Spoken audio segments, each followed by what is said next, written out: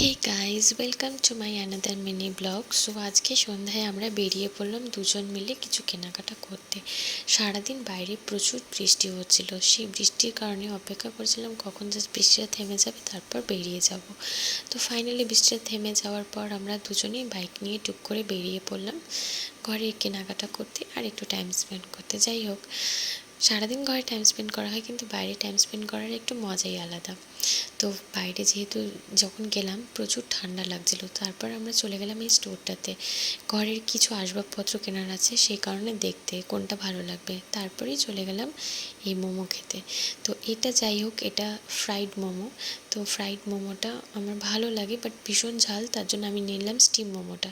তারপর সব কিছু কেনাকাটা কমপ্লিট করে খাওয়া দাওয়া করে আমরা ফিরে গেলাম বাড়ির দিকে। তো বাড়িতে যেতে যেতেও আমাদের আবার কিছু কেনাকাটা করার ছিল, তো সেগুলো কেনাকাটা কমপ্লিট করে বাড়িতে ফিরে এলাম। ভালো লাগলে like and share, subscribe please.